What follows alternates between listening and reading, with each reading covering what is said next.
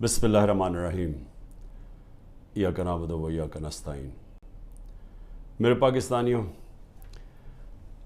جب 70 کی دہائی میں جب میں کرکٹ کھیلتا تھا اور ہم یہاں پاکستانی سوچتے تھے کہ کون سا ملک ہے جو کہ مڈل ایسٹ کے اندر جدھر انسان جائے چھٹیوں کے لیے یا جس کی مثال دی جاتی تھی، تو آج آپ کو حیرت ہوگی سن کے کہ لوگ لبنان کی مثال دیتے تھے۔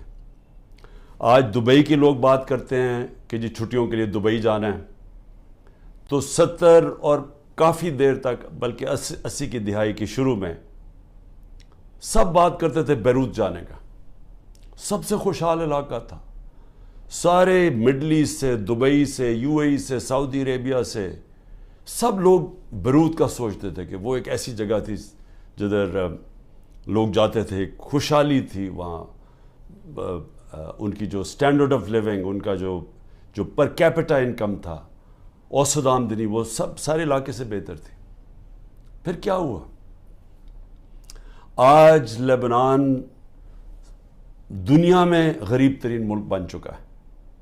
آج 70% لبنان کی جو آبادی ہے وہ غربت کی لکیر سے نیچے چلی گئی ہے۔ آج لبنان کے اندر جو پیسے والے لوگ ہیں، جو پروفیشنلز ہیں، وہ ملک چھوڑ کے چلے گئے ہیں۔ آج لبنان کے اندر جو لوگ جو فیکٹریاں لگاتے تھے، جو انڈسٹری لگاتے تھے، وہ اپنا پیسہ باہر لے گئے اور دوسرے ملکوں میں چلے گئے ہیں۔ آج وہ آپ کو دبئی میں ملیں گے، آج ابوظہبی میں لبنان سے لوگ ملیں گے، آج وہ یورپ میں چلے گئے ہیں۔ لیکن لبنان چھوڑ کے وہ لوگ چلے گئے ہیں جو جا سکتے تھے، جو پیسے والے لوگ تھے، جو ہنر تھی جن کے پاس پروفیشن تھا، وہ چھوڑ کے تو چلے گئے ہیں۔ رہ کون گیا ہے؟ وہ لوگ جو باہر نہیں جا سکتے، جو غریب لوگوں کو ویزا نہیں ملتا باہر جانے کا، وہ رہ گئے ہیں۔ اور آج ایک وہ ملک جو خوشحال تھا، آج وہ بالکل وہ ملک بن گیا ہے جس کو لوگ چھوڑ کے جانا چاہتے ہیں۔ میں آج اپنے ملک کی بات کرتا ہوں۔ میں اس لیے یہ کہہ رہا ہوں کہ یہ جو گریس کی سمندر کے اندر جو کشتی ڈوبی ہے، جس میں آپ کہتے ہیں تقریباً 300 پاکستانی تھے، ابھی تک ہمیں پورا پتہ نہیں، کیونکہ وہ انلیگل تھے، وہ ناجائز طریقے سے جا رہے تھے، تو اس کے ابھی تک پوری رپورٹس نہیں آ رہی۔ لیکن جو میں نے ابھی تک پڑھا وہ یہ کہ جو لوگ اس کشتی پہ تھے ان سے مغربی اخباروں نے انٹرویو لیا، ان کے جو لوگ بچے تھے یا جنہوں نے وہاں سے جو یہ آزاد کشمیر سے کئی لوگ گئے ہوئے تھے، تو جب ان کے انٹرویو میں پوچھا گیا، انہوں نے کہا امید ہی ہم کچھ نہیں تھی، ہمیں امید ہی نہیں تھی کہ ہم اپنی زندگی بہتر کر سکتے ہیں۔ اس لیے وہ ساروں نے کیا کیا؟ پیسہ جمع کیا، قرضے لیے، پیسہ جمع کیا، قرضے لیے، پھر ناجائز طریقے سے ان کو یہ کوشش تھی کہ کہیں کسی طرح ہم یورپ میں چلے جائیں، ملک چھوڑ کے کسی طرح نکل جائے، یہاں امید ختم ہو گئی تھی۔ آج صرف جو یہ ہمارے غریب لوگ جن کے پاس اب بے روزگاری بڑھتی جا رہی ہے، آج صرف وہی نہیں صرف چھوڑ کے جا رہے ہیں، ہمارے 10 لاکھ پروفیشنل ملک چھوڑ کے چلے گئے اور جا رہے ہیں۔ میں نے اپنے ہسپتال کی مثال اس لیے دی کیونکہ جو کینسر ہسپتال میں اسپیشلسٹ ہوتے ہیں، دنیا میں ڈیمانڈ ہوتی ہے، دنیا میں کہیں جائیں تو جتنے ہم ان کو تنخواہ دیتے ہیں 4-5 گنا زیادہ تنخواہ مل سکتی ہے وہاں۔ تو 10% ہمارے کنسلٹنٹ شوکت خانم سے چھوڑ کے چلے گئے ہیں یا جانے والے ہیں، کیونکہ امید چلی گئی ہے ان کو۔ اسی طرح ہر جگہ سے یہ رپورٹ آ رہی ہے، فیکٹریز پہ جو بڑے بزنسز تھیں جدھر انہوں نے پروفیشنلز ہائر کیے ہوئے تھے، ہر جگہ سے یہی آواز آ رہی ہے کہ جی لوگ سمجھتے ہیں کہ پاکستان میں امید ختم ہو گئی ہے، آگے کوئی ان کو نظر نہیں آ رہا۔ لوگ مشکل وقت برداشت کر لیتے ہیں، ہم روزہ رکھ لیتے ہیں، پتہ کہ شام کو ہم نے روزہ کھولا ہے، بھوکے رہتے ہیں سارا دن۔ اسی طرح لوگوں کو اگر یہ امید ہو کہ آگے جا کے حالات بہتر ہو جائیں گے، وہ کہا ٹھیک ہے یہ مشکل وقت برداشت کر لیتے. لیکن جو حالات اب جا رہے ہیں, لوگوں کی امید جا رہی ہے ملک سے. اور میں یہ جو آج بات کر رہا ہوں, میں اس لیے کر رہا ہوں, وہ جو لوگ آج اقتدار میں بیٹھے ہوئے ہیں, میں ان کے لیے یہ سامنے رکھ رہا ہوں. دو قسم کے لوگ ہیں نا, ایک تو وہ ہیں جو کہ NRO والے ہیں, جنہوں نے اپنے پیسہ بچانا تھا, جو صرف آئے ملک سے اس لیے تھے کہ ان کے اربوں روپے کے اوپر کرپشن کیسز تھے, تو انہوں نے تو NRO لینا تھا. میرے سے بڑی کوشش کی, میرے پیچھے پڑے رہے, پروپیگنڈا کیمپین کرتے رہے, اپنے میڈیا ہاؤسز کے ذریعے میرے خلاف پوری کیمپین چلائی کہ ملک تباہ ہو گیا, مہنگائی بہت بڑھ گئی ہے. تو انہوں نے تو, ان کا مقصد کوئی ملک کی تو بہتری تھی نہیں, کہ ان کا تو پیسہ باہر پڑا, چوری کر کے ملک کا پیسہ باہر لے گئے ہیں. تو یہاں اگر جب روپیہ گرتا ہے تو ان کو تو کوئی فرق نہیں پڑتا, ملک اگر نیچے جائے گا ان کو کیا فرق پڑے گا. آج اگر یہاں لوگوں کی امید ختم ہوتی جا رہی ہے تو یہ ان کو تو کوئی فرق, ان کا پیسہ ہی پہلے باہر پڑا ہوا ہے. تو اس لیے ایک تو یہ ٹائپ ہے, لیکن دوسرے بھی ہیں, وہ ایسے لوگ ہیں جو آج اقتدار میں بیٹھے, جن کا جینا مرنا اس ملک میں. میں تو ان سے آج بات کر رہا ہوں. میں لیبنان کی اس لیے مثال دے رہا ہوں کہ ہم بڑی تیزی سے اس طرف جا رہے ہیں. ہم اس وقت اتنی تیزی سے وہاں جا رہے ہیں کیونکہ ملک کے اندر جو دولت بڑھتی ہے, جس کو ویلتھ کریشن کہتے ہیں, دولت میں جو اضافہ ہوتا ہے, وہ تو سکڑ کے 6% سے جا کے نیچے چلا گیا ہے 0.2%, کئی کہتے ہیں اسے بھی نیچے چلا گیا. جو انڈسٹری جس کی وجہ سے روزگار ملتا تھا لوگوں کو, انڈسٹری جو ایک ایسی چیز ہے جس کی وجہ سے ٹیکس بڑھتا ہے, کیونکہ دولت بنتی ہے اس میں سے ٹیکس بنتا ہے, ملک کی آمدنی بڑھتی ہے, اس میں سے ایکسپورٹس بڑھتی ہیں, تاکہ آپ جو یہاں ڈالرز ملک میں آئیں. وہ جو انڈسٹری تیزی سے بڑھ رہی تھی, وہ انڈسٹری تو نیچے چلی گئی ہے. ٹیکسٹائل انڈسٹری جو سب سے بڑی ہماری, جس کی وجہ سے ڈالر ملک میں آتے ہیں, ابھی سینٹ ہیئرنگ کے اندر وہ ٹیکسٹائل انڈسٹری والے لوگوں نے سینٹ کے اندر جا کے بتایا ہے کہ 40% پاکستان کی ٹیکسٹائل انڈسٹری بند ہو چکی ہے. 70 لاکھ لوگ جو ٹیکسٹائل انڈسٹری میں کام کرتے تھے وہ بے روزگار ہو گئے ہیں, اور 25% مزید اگر انہوں نے کہا کہ یہ آپ نے نہ کیا, جو قیمتیں آپ نے اتنی چڑھا دی ہیں, بجلی کی قیمت دگنی ہو گئی ہے, گیس کی قیمت کہاں سے کم پہنچ, اگر یہ آپ نے کم نہ کی تو 25% مزید اور بند ہو رہی ہے. اب یہ یاد رکھیں کہ یہ صرف سال پہلے فیصل آباد کے لوگوں سے پوچھیں, مجھے ٹیکسٹائل والے لوگ کہتے تھے کہ ہمیں ٹیکسٹائل کا ورکر نہیں مل رہا. ٹیکسٹائل انڈسٹری بوم کر رہی تھی, ٹیکسٹائل انڈسٹری کی ایکسپورٹس ریکارڈ تھی, اس کی جو وہ ٹیکس دے رہی تھی ہمیں. تو وہ 1 سال کے اندر یہ ملک کدھر سے کدھر گیا ہے کہ میں نے صرف یہ تو ٹیکسٹائل انڈسٹری جب گئی, ایکسپورٹس کم ہوئی, باقی بھی ایکسپورٹس جب کم ہوئی, جو ہمیں ڈالر میں بھیج رہے تھے ریمیٹنسز, جو ورکرز تھے, وہ 13% کم ہو گئی. ہم نے صرف 1 سال کے اندر جو ڈالر ہر سال بڑھ رہا تھا, ہمارے آخری 2-3 سال ڈالر بڑھتے جا رہے تھے, ریمیٹنسز بڑھتی جا رہی تھی, ایکسپورٹس بڑھتی جا رہی تھی, ہر سال بڑھتی جا رہی تھی, ریکارڈ تھی ہماری آخری 1 سال میں. وہ صرف جو ریمیٹنسز میں کمی ہوئی ہے اور جو ایکسپورٹس میں کمی ہوئی ہے, وہ 7.1 ارب ڈالر ہوا ہے. ہم IMF سے 7 ارب ڈالر کا قرضہ مانگ رہے ہیں.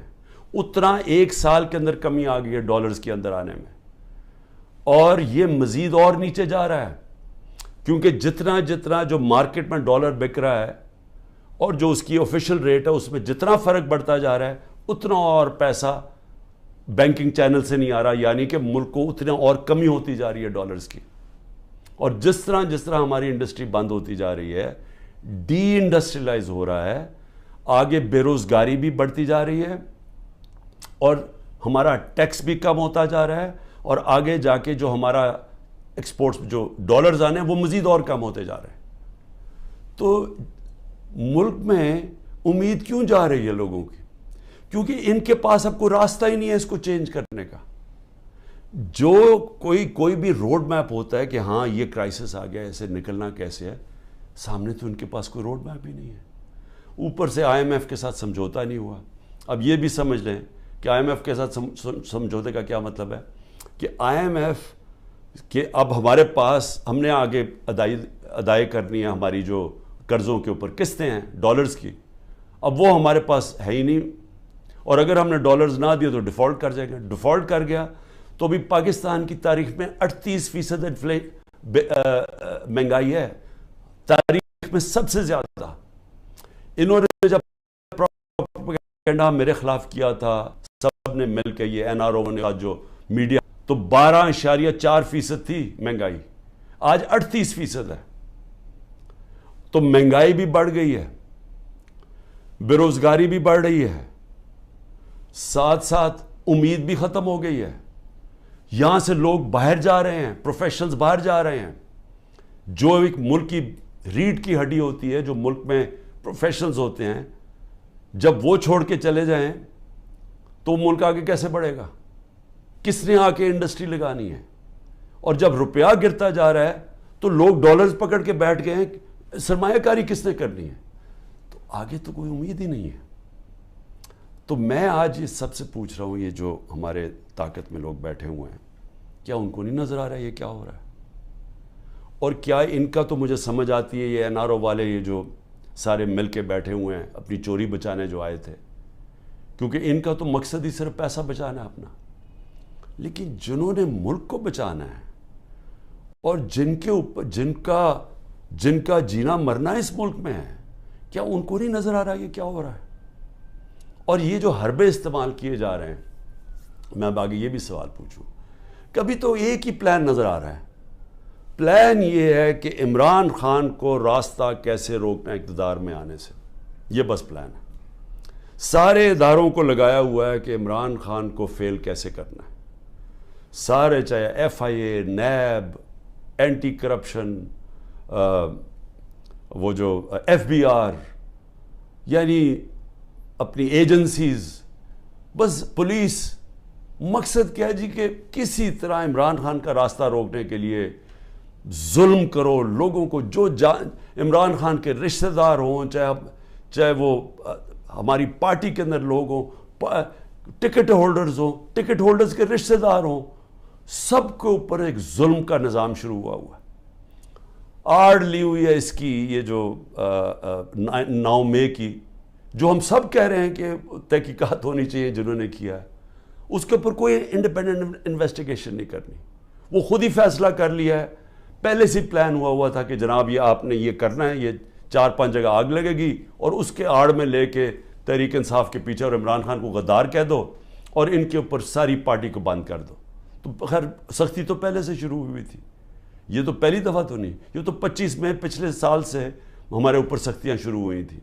لیکن ایک اور لیول کی سختی شروع ہو گئی ہے, لوگوں کے گھروں میں گھستے ہیں, یعنی چلیں گھر توڑ دیا, چلیں لوگوں کو جیلوں میں ڈال دیا, چلیں یہ بھی ٹھیک, لیکن گھر کی عورتوں سے جو ہو رہا ہے, مجھے ابھی تک بچوں سے جو ہو رہا ہے, میں تو ابھی تک یہ میرے ذہن میں یہ پوری طرح چیز اس کی کوئی مجھے سمجھ ہی نہیں آ رہی. میں اس کو سمجھنے کی کوشش کر رہا ہوں کہ یہ کون سا ذہن ہے جو یہ کر رہا ہے کہ لوگوں کے بچوں کے اوپر, اسکول کے بچوں کے اوپر ان کی دھمکیاں دیتے ہیں, عورتوں کے اوپر.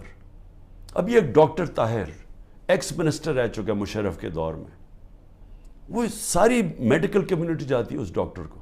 اس نے اپنی پوری کہانی لکھی ہے کہ کہتا میں گھر میں مجھے پتہ ہی نہیں تھا, نہ میں کسی مظاہرے میں شرکت کی ہے, گھر میں آئے, مجھے اٹھایا, گھر میں توڑ پھوڑ کی, بیوی کو بٹ مارے, بندوق کے بٹ مارے بیوی کو, اس کو جا کے چکی میں ڈال دیا, جو کہ وہ سزائے موت والے قیدیوں کو ڈالتے ہیں. وہ اس کے 2 مریض تھے, ایک مرگی کی مریض تھی, ایک اس کو سٹروک ہو چکی تھی. وہ ڈاکٹر تھا, 10 دن اس کو وہاں بند کر دیا. یعنی کوئی اس میں, یعنی ایسے کوئی حیوانوں کے آرڈرز دیے ہوئے ہیں کہ جو ملے اس کو پکڑ کے یہ ظلم شروع کر دو اس کے اوپر. لیکن عورتوں کے اوپر, اس کی بیویوں کو بٹ مارے. وہ کہتا, اس نے اپنا لکھا ہے, کہتا چلیں ٹھیک ہے, مجھے کیا, مجھے اٹھا کے, مجھے کھینچ کے, جس طرح کے کوئی مجرم ہوتا ہے گھر سے نکالا انہوں نے, اور جس طرح گھسے رات کے 3 بجے. لیکن وہ بیوی کو پٹ مارنا، اس کے زخم کیے ہوئے ہیں. اور اسی طرح سارے یہ کہانیاں آتی ہیں کہ گھروں میں بیویوں عورتوں سے، عثمان ڈار کی والدہ سے بدتمیزی، اس کو دھکے دے رہے ہیں. یعنی یہ ہمارا دین تو خیر، یعنی وہ نبی صلی اللہ علیہ وسلم نے وہ ہدایتیں کی ہوئی تھیں کہ مخالفوں کے خلاف جنگ کے دوران، وہ بھی جنگ مخالف کے دوران، مخالف کے ساتھ، نہ ان کی عورتوں کو کچھ ہاتھ لگانا ہے، نہ ان کے بوڑھوں کو، نہ ان کے بچوں کو. یہ ہدایت تھی جنگ کے دوران. تو یہاں تو اپنے لوگوں سے کیا جا رہا ہے. ہم پڑھتے تھے یہ اخباروں میں کہ جی مقبوضہ کشمیر میں اس طرح گھروں میں گھستی ہے ہندوستان کی فوج. فلسطینیوں سے سنتے تھے، لیکن وہاں بھی عورتیں بچوں سے اتنا نہیں ہم نے سنا جو اب ہو رہا ہے. تو اس سے کیا، یعنی اس سے حاصل کیا ہوگا؟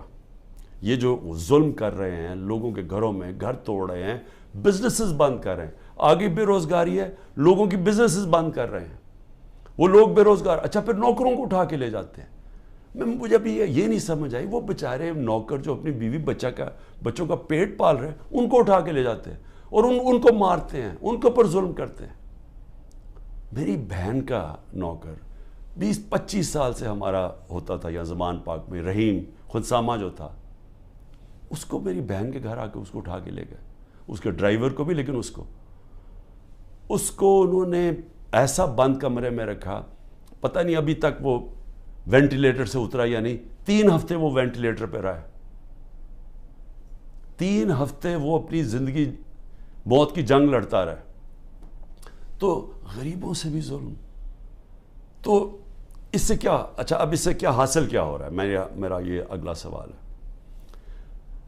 400 ہمارے ٹکٹ ہولڈرز پنجاب میں جن کو میں نے ٹکٹ دیا، تقریباً 400 ہیں. 40 صرف چھوڑ کے گئے ہیں. سب گھروں سے باہر ہیں، سب چھپے ہوئے ہیں، سب کی بزنسز کے اوپر اٹیک کر رہے ہیں، رشتہ داروں کے اوپر اٹیک کر رہے ہیں، بچوں پہ کر رہے ہیں کہ انہوں نے بچے باہر بھجوا دیے، لیکن وہ چھوڑ نہیں رہے. تو سوال میں یہ پوچھتا ہوں کہ یہ جو ظلم کر رہے ہیں اس سے کیا فائدہ ہو رہا ہے؟ سوائے نفرتیں بڑھنے کے مجھے بتائیں فائدہ کیا ہو رہا ہے؟ جو بھی یہ پالیسی کر رہا ہے نا، اس پہ کوئی عقل نہیں ہے، اس کو کوئی پولیٹکس کی نہیں سمجھ، اس کو تاریخ کی نہیں سمجھ، وہ زیادہ پڑھا لکھا آدمی نہیں ہے. یہ کوئی احمق یہ چیزیں کروا رہا ہے. سوائے نفرت کے بڑھنے کے اور یہ ظلم کرنے کے، اس سے فائدہ کیا ہو رہا ہے؟ کیونکہ لوگ تو چھوڑ نہیں رہے. جو چھوڑ کے گئے ہیں، آپ نے یہ نہیں، مجھے نقصان نہیں پہنچایا جو چھوڑ کے گئے ہیں. آپ نے ان کے کریئر ختم کر دیے، آپ ان کی پالیٹکس ختم کر دی ہے. جو چھوڑ کے گیا اس کی پالیٹکس ختم ہے. اور یہ سوال پوچھیں گے کیوں نہیں چھوڑ کے جا رہے؟ ان کو بھی پتہ ہے، ان کو پبلک کا پتہ ہے کہ جس وقت وہ چھوڑ کے گئے پبلک ان کو ووٹ نہیں ڈالے گی.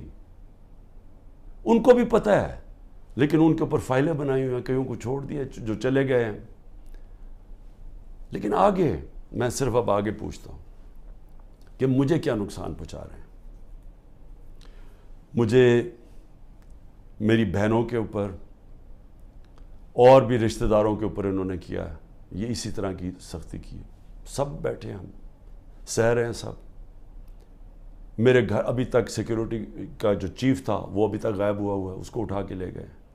یہاں سے وہ آئے بچے بیچارے سوشل میڈیا کے پرسوں، ان کو پکڑ کے لے گئے.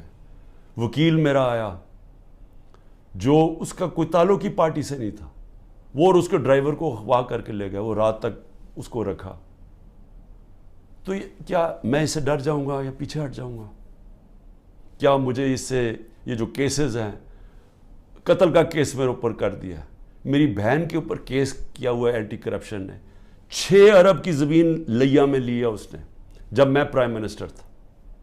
یعنی ایسے ڈفر ہیں لوگ. میں واقعی یہ ڈفر ہی ہوں گے. وہ اینٹی کرپشن سے کیس کروایا. وہ اس نے چیک سے پیسے دیے تھے، اور پیسے کتنے تھے؟ 6 کروڑ کی زمین تھی، 75 لاکھ اوپر ٹیکس دیا ہوا ہے. وہ چیک سے سارا دیا ہے. وہ چیک کے نمبرز ہیں، چیک کی ڈیٹ ہے، اور وہ کب دیے ہیں وہ میری بہن نے وہ کب یہ پراپرٹی خریدی؟ جب حمزہ شریف پنجاب کا چیف منسٹر تھا، میں پرائم منسٹر ہی نہیں تھا تب. تو اب سوچ لیں کہ یہ کس سطح کے اوپر پہنچ گئے کہ 160 کیسز ہو گئے میرے پر. کیا میں پیچھے ہٹ گیا ہوں؟ کیا میں پیچھے ہٹ جاؤں گا؟ میں تیار بیٹھا ہوں. مجھے پورا پتا ہے کہ انہوں نے جیل کا پلان بنایا ہوں، میں تیار ہوں جیل کے لیے. لیکن اس سے کیا ہوگا؟ چل میں جیل چلا جاؤں گا، ڈسکوالیفائی کر دیں گے مجھے. اتنے کیسز ہیں، کبھی بھی کر سکتے ہیں. اس سے کیا ہوگا؟ یہ میری آج بات یاد رکھ لیں، کیونکہ آپ کو پولیٹکس کی سمجھ نہیں ہے. یہ پولیٹیکل انجینئرنگ بار بار فیل ہو چکی ہے. یہ جو آپ کرنے جا رہے ہیں، میری ذرا سن لیں بات. مجھے آپ ڈسکوالیفائی کریں گے، میں جیل میں ڈالو گے، تب بھی پی ٹی آئی جیتے گی. تحریک انصاف کا ووٹ بینک بڑھتا جا رہا ہے. یہ ظلم کی وجہ سے اور لوگ ہمارے ساتھ آ گئے ہیں. لوگ چھوڑ اس لیے نہیں رہے، لوگوں کو بھی پتہ ہے، نیچے سے پتہ ہے، پبلک ان کے ساتھ کھڑی ہے. ورکر کیوں نہیں چھوڑ کے جا رہا؟ ورکر جیلوں سے نکلتا ہے، اس کو سوچیں، بری طرح رکھتے ہیں. وہ عدالت میں جاتا ہے، تحریک انصاف زندہ باد کے دائرے نکالتا ہے. وہ کیوں نہیں چھوڑا؟ کیونکہ قوم جب ایک نظریے کے ساتھ کھڑی ہو جائے، آپ ڈنڈے مار کے ان کو نظریہ نہیں ان سے نکال سکتے. یہ جو بھی پالیسی بنائی ہوئی ہے ظلم کرنے کی، یہ فیل ہو گئی ہے. یہ پالیسی کامیاب نہیں ہو سکتی. آپ جب بھی الیکشن کروائیں گے، میرے سے آج لکھ کے لے لیں، تحریک انصاف سویپ کرے گی. بلکہ آپ نے پی ڈی ایم کا جنازہ نکال دیا ہے. آپ نے ان پارٹیز کو بالکل جو رہی صحیح کسر ہے ختم کر دی ہے. یہ اب الیکشن ہی نہیں لڑنے کے قابل. یہ وہ الیکشن کوشش کریں گے، وہ جو ابھی کراچی کے اندر وہ جو میئر کا الیکشن ہوا، اس ٹائپ الیکشن. وہ میئر کا الیکشن تو ہو سکتا ہے انڈائریکٹ. جب جنرل الیکشن ہوگا اس ملک میں 25 کروڑ لوگوں کا، وہ کوئی کنٹرول نہیں اس کو کر سکتا. جب بھی آپ الیکشن کروائیں گے ہارنا ہے. لیکن یہ ملک کا کیا بن رہا ہے؟ میں تو صرف اس لیے آج پوچھ رہا ہوں، میں بار بار ڈائلاگ کی بات اس لیے کرتا ہوں، مجھے اپنے ملک کی فکر پڑی ہوئی ہے، مجھے اپنی فکر نہیں ہے. کیونکہ جو بھی آپ کریں گے، مجھے یہ اللہ، جب قوم ساتھ کھڑی ہے تو مجھے کس چیز کی فکر ہے؟ لیکن ملک کی فکر ہے. کیونکہ ملک، ہم لیبنان کی طرف تیزی سے جا رہے ہیں. ہمارا ملک تیزی سے نیچے جا رہا ہے. اور سب سے خوفناک، جب ایک قوم کے لوگوں کی امید ختم ہو جائے. اور یہ جو بات کی خواجہ آصف نے اوورسیز پاکستانی کی، یہ میری بات یاد رکھنا کہ جب بھی یہ ملک انشاءاللہ ایک دن ہم کھڑا کریں گے، اوورسیز پاکستانیز کے کندھوں کے اوپر کھڑا ہوگا. اس نے اتنی سٹپڈ بات کی کہ اس میں کم عقل کا آدمی ہے. اس نے یہ کہا کہ جناب وہ جنازے صرف دفنانے آتے ہیں یہاں. اس کو یہ نہیں پتا کہ جب خواجہ آصف اور نواز شریف اور زرداری جیسے لوگ اس ملک کے اوپر بیٹھے ہوں گے تو وہ اس ملک کے اندر کبھی اپنا پیسہ انویسٹ نہیں کریں گے، سرمایہ کاری نہیں کریں گے. وہ لوگ ہیں، وہ تب اس ملک کے اندر پیسہ لے کے آئیں گے جب رول آف لا آئے گا، جب اس ملک میں انصاف کا نظام ٹھیک ہوگا، جب عدالتوں کے اوپر ان کو اعتماد ہوگا، جب ان کو یہ پتا ہوگا کہ جب ان کا جو سرمایہ کاری کریں گے تو یہاں کا عدالتی نظام ان کو تحفظ دے گا، ان کی سرمایہ کاری کو. یا تو سپریم کورٹ کا فیصلہ نہیں مانتی گورنمنٹ، یا تو عدالتوں کے فیصلے نہیں مانتی، پولیس ہی نہیں مانتی ان کے فیصلے. کس نے پیسہ لے کے آنا ہے پاکستان؟ تو وہ پھر اپنے جنازے ہی دفنائیں گے نا یہاں. اصل میں پیسہ پڑا ہوا ہے. ورکرز ہمارے ریمیٹنسز آتی ہیں ہماری مڈل ایسٹ سے، سعودی عربیہ سے، یو اے ای سے سب سے زیادہ. لیکن جو سرمایہ کاری سب سے زیادہ آئے گی وہ آئے گی امریکہ اور یورپ سے اور برطانیہ سے، کیونکہ ان کے پاس اصل پیسہ پڑا ہوا ہے. صرف 16,000 پاکستانی امریکن ڈاکٹرز کے جو ورتھ ہے وہ $200 ارب ہے. تو جب ہم ماحول ٹھیک کریں گے تو وہ پیسہ آئے گا. یہاں تو جنگل کا قانون ہے. یہاں جو حالات دیکھ رہے ہیں، یہاں تو لوگ چھوڑ کے جا رہے ہیں ملک. تو پیسہ کس نے لے کے آنا ملک میں؟ تو ہم تو وہ چیزیں کر رہے ہیں جس سے ملک کو ہم تباہی کی طرف دھکیل رہے ہیں. ہم تو وہ دشمنوں کا کام کر رہے ہیں سکل پاکستان میں.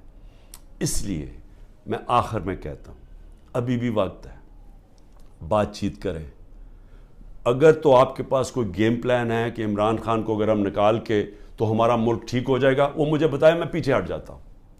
لیکن اگر گیم پلان صرف یہ ہے کہ عمران خان راستے سے ہٹ جائے کیونکہ یہاں لوگوں کو اپنی ذاتی فائدے نظر آ رہے ہیں، لوگ اپنے این آر او مل جائے گا لوگوں کو، یا لوگوں کو اپنی پوزیشنز کی فکر پڑی ہوئی ہے، اگر صرف اس لیے عمران خان کو ہٹانا ہے تو عمران خان تو راستے سے نہیں ہٹے گا. عمران خان بیٹھا ہے یہاں، جو کرنا کرو.